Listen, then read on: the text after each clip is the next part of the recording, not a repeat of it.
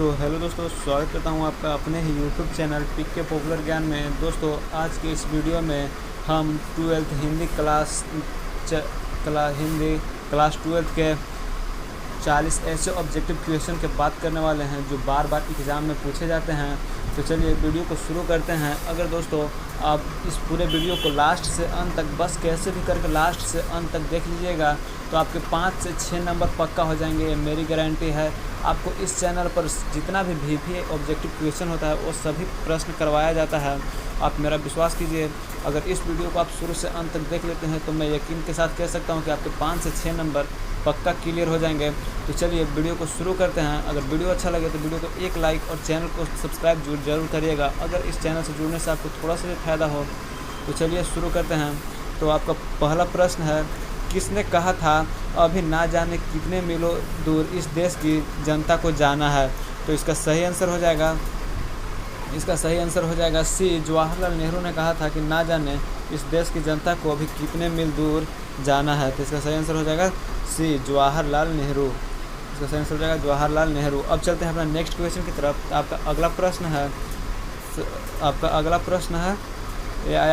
प्रश्न किस अस्पताल में दिनकर जी का निधन हुआ था? तो चलिए फटाफट आंसर लगाइएगा, किस अस्पताल में दिनकर जी का मृत्यु हुआ था? इसका सही आंसर हो जाएगा ऑप्शन नंबर डी, इसका सही आंसर हो जाएगा। तो चलिए अब चलते हैं अपना नेक्स्ट क्वेश्चन की तरफ।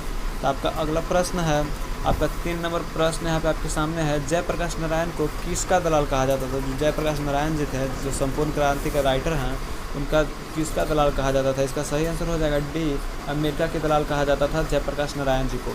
अब चलते हैं अपने नेक्स्ट क्वेश्चन की तरफ। आपका अगला प्रश्न है, जयप्रकाश नारायण के स्वास्थ्य पर निगरानी रखने का किसका डॉक्टर का नाम क्या था? जो डॉक्टर थे जो जयप्रकाश नारायण जी का स्वास्थ्य पर निगरानी रखते थे, उनका नाम पूछ रहा है। तो उनका नाम था डॉक्टर रहमान। इसका सही आंसर हो जाएगा डॉक्टर रहमान। अब चलते हैं अपने नेक्स्ट क्वेश्चन की तरफ। आपका अगला प्रश्न है, जयप्रकाश जी को किसका भाषण सुनकर अमेरिका जाने को प्रेरणा मिली थी? जो जयप्रकाश नारायण जी थे, उन्होंने किसका भाषण सुना था और वो चले गए थे अमेरिका?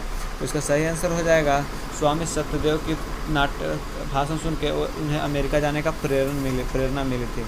अब चलते अपना नेक्स्ट क्वेश्चन की तरफ। आपका अगला प्रश्न है, फ्री प्रेस के मालिक कौन थे? फ्री प्रेस के मालिक कौन थे? आपका अगला प्रश्न है, फ्री प्रेस के मालिक कौन थे? तो इसका सही आंसर हो जाएगा फ्री प्रेस के मालिक सदानंद जी थे। क्या कौन थे? फ्री प्रेस के जो मालिक थे वो सदानंद जी थे। अब चलते अपने नेक्स्ट क्वेश्चन की तरफ। तो आपका अगला प्रश्न है, ब्रेन ऑफ बॉम्बे किसे कहा जाता है? ब्रेन ऑफ बॉम्बे किसे कहा जाता है? तो आप फटाफट से आंसर बता दीजिएगा। तो ब्रेन ऑफ बॉम्बे जो कहा जाता है वो उमाशंकर दीक्षित जी को कहा जाता है। उमाशंकर दीक्षित जी को कहा जाता है। अब चलते हैं अपना नेक्स्ट क्वेश्चन की तरफ। आपका अगला प्रश्न है, जयप्रकाश नारायण ने ISC की परीक्षा कहाँ से पास की थी? जयप्रकाश नारायण ने ISC की परीक्षा कहाँ से पास की थी? तो इसका सही आंसर हो जाएगा डी, बिहार विद्यापीठ से जो थे जयप्रकाश नारायण जी ISC के एग्ज़ाम को पास किए थे। अब चलते हैं अपने नेक्स्ट क्वेश्चन की तरफ। आपका अगला प्रश्न है, लेनिन की मृत्यु कब हुई थी? क्या है? लेनिन की मृत्यु कब हुई थी? तो इसका सही आंसर हो जाएगा 1924 ईस्वी में लेनिन की मृत्यु हुई थी। क्या डी नंबर ऑप्शन हो जाएगा? 1924 ईस्वी में लेनिन की मृत्यु हुई थी। अब चलते हैं अपने नेक्स्ट क्वेश्चन की तरफ। आपका अगला प्रश्न है, जयप्रकाश जी मार्क्सवादी कब बने थे? जो जयप्रकाश जी जब लेनिन की मृत्यु हुई थी उसी वर्ष जयप्रकाश नारायण जी मार्क्सवादी भी बन गए थे। तो इसका सही आंसर हो जाएगा डी, 1924 में जयप्रकाश जी मार्क्सवादी बन चुके थे। अब चलते हैं अपना नेक्स्ट क्वेश्चन की तरफ। फणीश्वर नाथ रेणु की पुस्तक है, फणीश्वर नाथ रेणु का कौन सा पुस्तक है इसमें से? तो इसका सही आंसर हो जाएगा, ये काफ़ी VVI प्रश्न है। फणीश्वर नाथ रेणु जी का पुस्तक है मेला आंचल। जो मेला आंचल है वो फणीश्वर नाथ रेणु जी का है। अब चलते अपने नेक्स्ट क्वेश्चन की तरफ। आपका अगला प्रश्न है, 1974 में बिहार प्रदेश के मुख्यमंत्री कौन थे? 1974 में जिस समय छात्र आंदोलन हुआ था उस समय बिहार का मुख्यमंत्री कौन थे? इसका सही आंसर हो जाएगा अब्दुल गफूर जी थे, अब्दुल गफूर। इसका सही आंसर हो जाएगा क्या? अब्दुल गफूर। 12 नंबर क्वेश्चन का सही आंसर हो जाएगा सी, अब्दुल गफूर।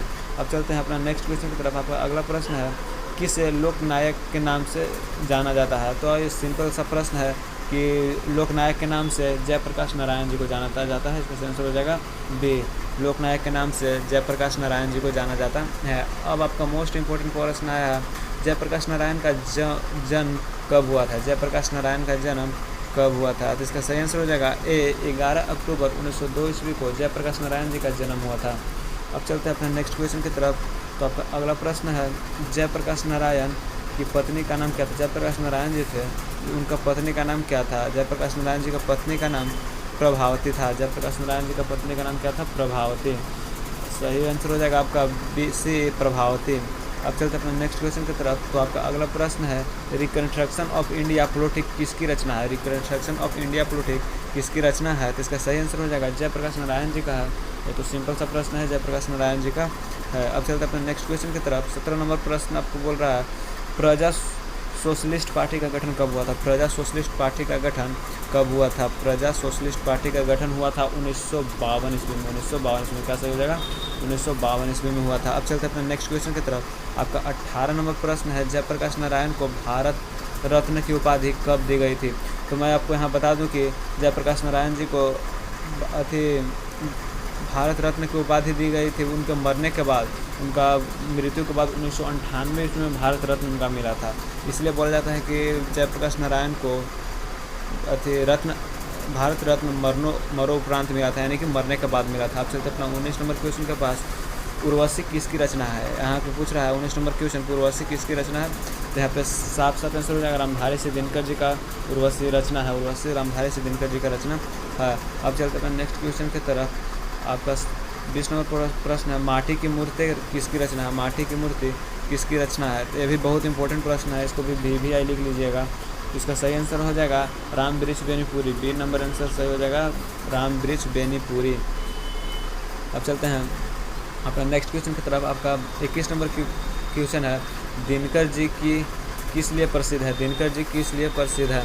तो आपका इसका सही आंसर हो जाएगा दिनकर जी जो हैं से साहित्य रचना के साहित्यिक रचना के लिए प्रसिद्ध है। साहित्यिक रचना के लिए प्रसिद्ध है दिनकर जी। साहित्यिक रचना के लिए कौन प्रसिद्ध है, तो दिनकर जी। अब चलते अपने नेक्स्ट क्वेश्चन की तरफ। आपका अगला प्रश्न है जयप्रकाश नारायण को भारत की जनता किस नाम से याद करती है। जयप्रकाश नारायण को भारत की जनता किस नाम से याद करती है। तो ऊपर भी पूछा था कि लोकनायक के नाम से कौन जाना जाता है, जयप्रकाश नारायण। तो जयप्रकाश नारायण को भारत की जनता किस नाम से जानती है।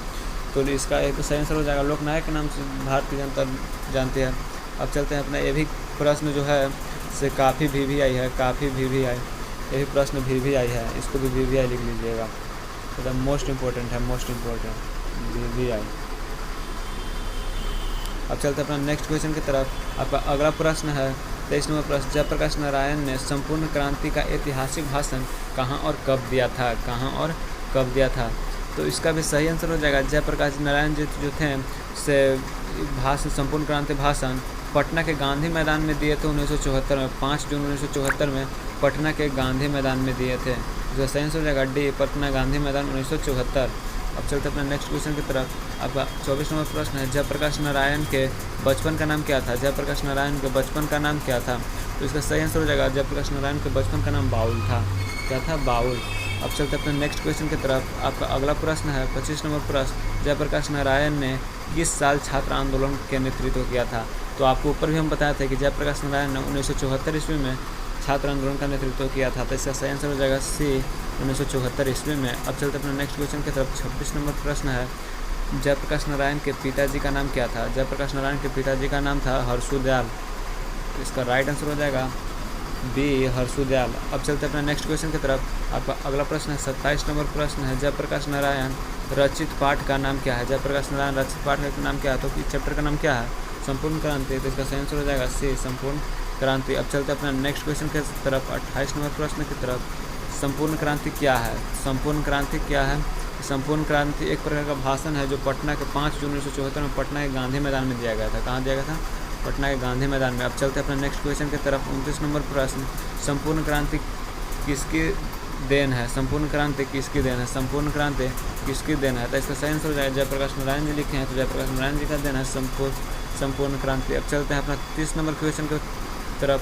संपूर्ण क्रांति पाठ में दिया गया भाषण किसका है। संपूर्ण क्रांति पाठ में दिया गया भाषण किसका है, तो जयप्रकाश नारायण जी का। इसका सही आंसर हो जाएगा ए, जयप्रकाश नारायण जी का।